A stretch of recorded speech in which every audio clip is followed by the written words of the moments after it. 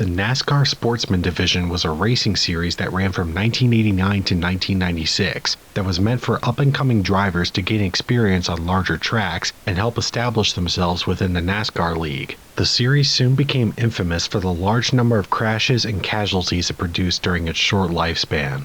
The division was created by then president and manager of Charlotte Motor Speedway, Humpy Wheeler, who wanted a way for inexperienced short-track drivers to develop their skills on longer and faster tracks. Drivers would race with cars previously used in the Winston Cup and Busch Grand National Series. The cars had to be at least 3 years old, and their engines were modified to go about half the horsepower of those used in the major series. Drivers who competed in more than 5 Winston or Busch races were disqualified from the Sportsman Division, ensuring the lineups consisted of newcomers and rookies. Prior to 1992, no champion was crowned at the end of the series, as it was primarily meant for newer drivers to gain recognition in the sport.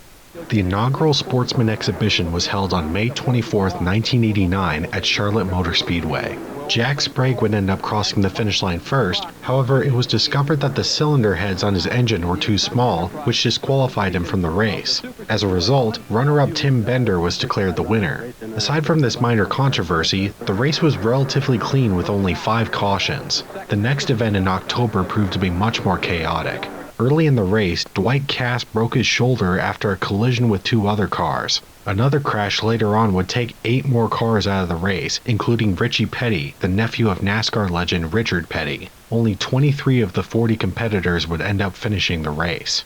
As the series progressed, it started to become clear that pitting inexperienced drivers on fast tracks created a breeding ground for serious wrecks and injuries. This was no more evident than during the Sportsman 100 on May 16, 1990. During a practice session, David Gaines was involved in a wreck with 2 other cars. Steve McEachern came around the turn soon after, and with hardly any time to react, slammed into Gaines's car before rolling over towards pit road. Gaines was supposedly hit by debris from inside the cockpit, causing massive head trauma.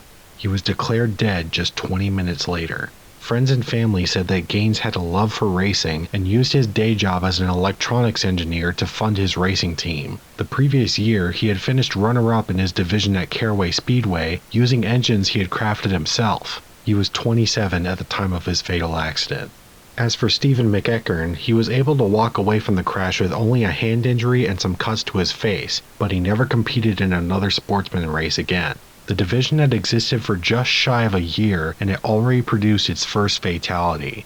During the following year's Sportsman 100 on May 18th, drivers Doug Gold and Michael Gowdy were involved in a crash in the second qualifier that sent both to the hospital with minor injuries. Shortly afterwards, 25-year-old Philip Ross spun out backwards towards pit road, hitting a wall and rupturing his fuel tank. The car erupted into a massive fireball that spread to a nearby emergency vehicle, which delayed efforts to rescue the driver. Ross was trapped inside the flaming car for about 20 seconds before finally escaping from the passenger side window. He was flown to a hospital with second-degree burns over 30% of his body and later announced his retirement from the sport altogether. Surprisingly, his car was able to be salvaged and wound up being driven by Philip Ross's friend, Gary Batson, a racing enthusiast who had a day job as a restaurateur.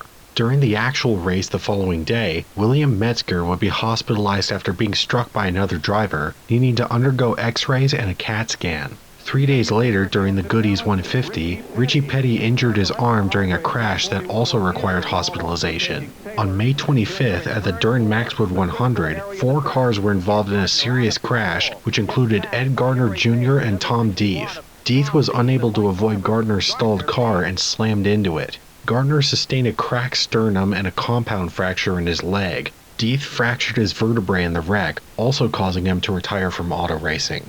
Within the span of only a week, the Sportsman Division had seen 7 drivers sent to the hospital from 5 separate racing crashes. However, not all of the hospitalizations from the series were a result of wrecks. At the Pocono First Choice 150 on July 20th, driver Rounder Savrance pulled into the pits during lap 40, where he suddenly lost consciousness. Doctors later discovered he had been suffering from carbon monoxide poisoning. Savrance was the only sportsman driver that was hospitalized from a non-Charlotte race. 1992 saw some fairly major changes to the division. Igloo Products began sponsoring the series, renaming it to the NASCAR Igloo Sportsman Challenge. Points would also be awarded to the drivers after each race, with a champion being crowned at the end of the series. On May 15th, 62 drivers qualified for the first race of the year, the Sportsman 100. Gary Batson, the driver who took the helm of Philip Ross's car the year previous, ran in the second of 2 qualifying sessions. On lap 4, a pileup occurred which forced Neil Connell Jr.'s car to collide into Batson's. This collision pinned his car on its side, wedged in between Connell's car and the catch fence. After scraping along the barrier for about 1,000 feet, both vehicles came to rest in the quad oval before both cars burst into flames. While Connell was able to escape the burning wreckage, the angle that Batson's car was at made it nearly impossible for him to escape. It took rescue crews about 30 seconds to arrive and another 60 to extinguish the blazing inferno. Batson was fully conscious the entire time. He was taken to the hospital with burns over 80% of his body, 25% in the 3rd degree. Batson would die from his injuries the next day.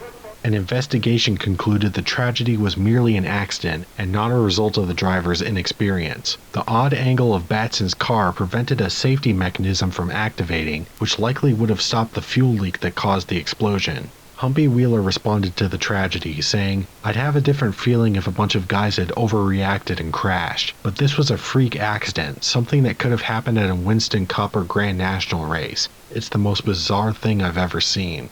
The last race of the year, the Duron Paints and Wall Coverings 100 on October 10th, also saw some particularly brutal wrecks. In the first few laps, Mark Purcell lost control and swerved hard into the barrier, which cracked his sternum. In the last few laps, Tim Bender's car spun out and created a 12-car pileup. 7 of the cars were too damaged to continue the race. Robbie Faggart from North Carolina would be declared the division's first series champion. By 1993, the short-lived sponsorship with Igloo had ended, and the series was renamed to the NASCAR Sportsman Division. On May 26th, Chuck Hebbing would fracture his shoulder blade in a qualifying crash for the Goody Sportsman 100.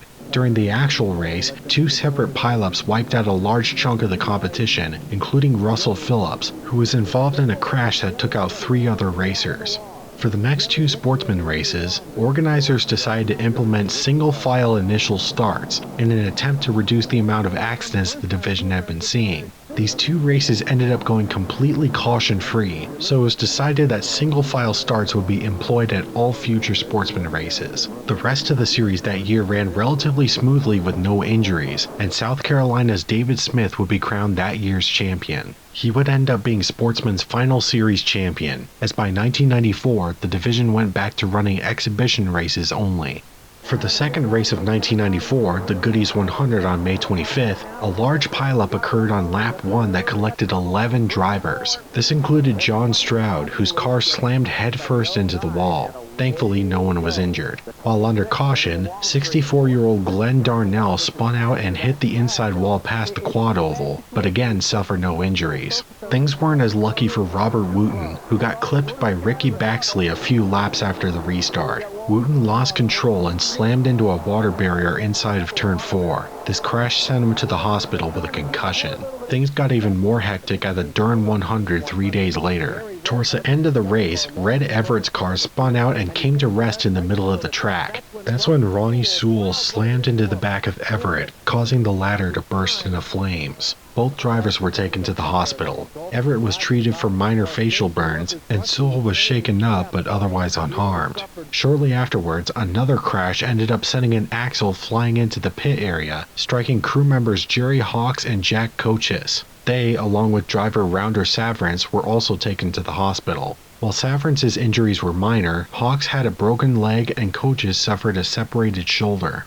The second race of 1995 saw another violent crash, once again at the Goody's 100 on May 24th. Don Satterfield got clipped by another car and spun out into Forrest Urban Jr., with Urban's car catching fire. As the wrecked car slid down the track, Satterfield was struck by Tim Neighbors at high speed, causing Satterfield to burst into flames as well. Henry Benfield also got collected. Thankfully, the 42-year-old Satterfield only broke a finger, and the other drivers left unscathed. Yet again, 3 days later at the Duron 100, another fiery crash occurred. On lap 3, Mickey Hudspeth lost control and slid into the path of Perry Tripp, causing both cars to explode upon impact. Despite heavy damage to Hudspeth's car, both drivers were able to walk away from the wreck.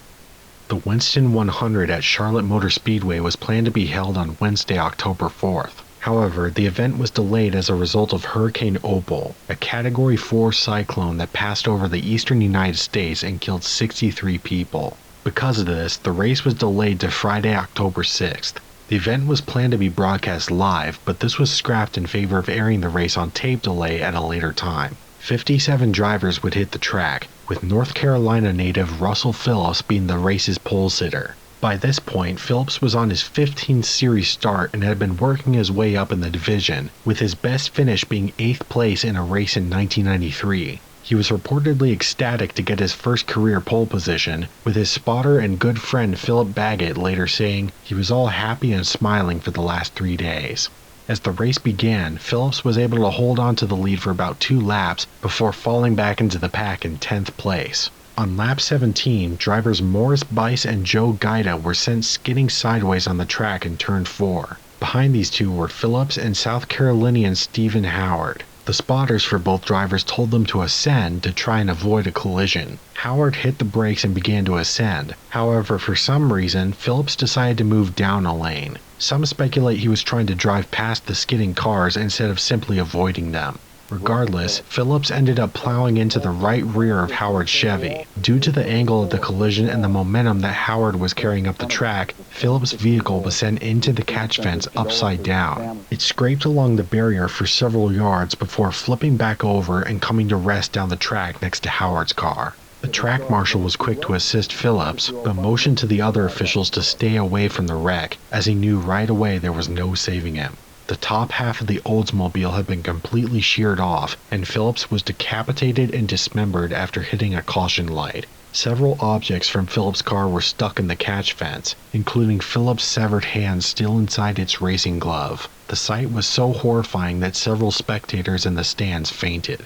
Once evidence for an investigation was collected and the scene was cleaned up, organizers decided to let the race carry on as planned, as well as the following race the next day. Many outside of the racing scene were shocked that the race continued after such a tragic accident, but Russell's widow Jennifer explained that this was typical, and that she even objected to the race's cancellations. What people that don't race, that aren't drivers, don't understand is that they've made commitments to their sponsors. They've gotten sponsors money, and they've made commitments to these people, and they need to race. And there was some question about that race being canceled the next day on Saturday the 7th. I was like, why would you cancel it? They individually choose not to race, then that's a personal decision. But if they should have the opportunity, because that's what they do. And it's not being disrespectful. It's not, he would have hated it, but he would have done it anyway. That's what they do. Never one time did I ever feel that it was disrespectful. I never expected him to cancel any of that. He would have never wanted that. Never. He would never have wanted that. The tape delay airings of the two races, however, were canceled. To date, the only publicly available footage of either race is of Phillips' fatal crash.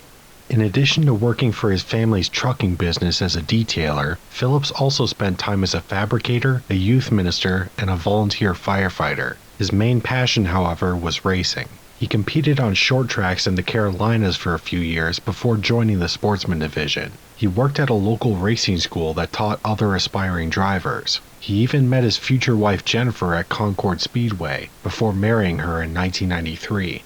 Phillips, who was nicknamed Bubby by his friends, was described as a gentle giant who was incredibly kind to everybody he met. He was just 26 years old. Stephen Howard was particularly affected by Phillips' death. While an official inquest into the wreck found Phillips to be technically responsible, Howard still blamed himself for the accident for years. Even after clutching the Greenville-Pickens Championship in 1996, as well as a few races in the All-Pro Series, friends of his claimed that he never truly got over the incident. Howard retired from full-time racing in 2005, only competing in a few one-off races afterwards. He passed away from natural causes at his home on February 6, 2011, a day shy of his 37th birthday.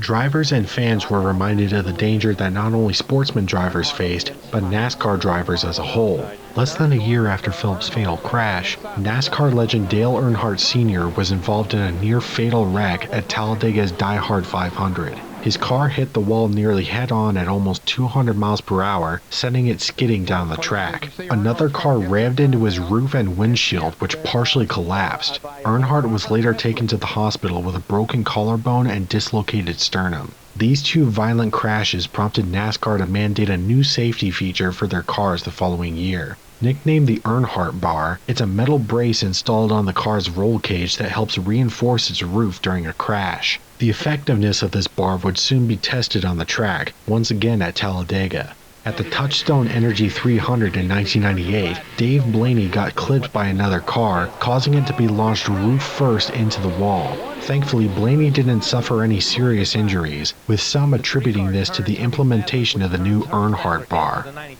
The graphic nature of Phillips' death irreparably damaged the series' already shaky reputation. It was becoming clear that letting these inexperienced drivers drive outdated cars on super speedways was resulting in far too many accidents to ignore. On November 29th, Humpy Wheeler announced his departure from the division, and ARCA would host the scheduled races at Charlotte the following May. While a handful of sportsman races were held on some short tracks in 1996, they defeated the purpose of giving newcomers the chance to race on large speedway tracks. After these races, the sportsman division as it came to be was quietly scrapped.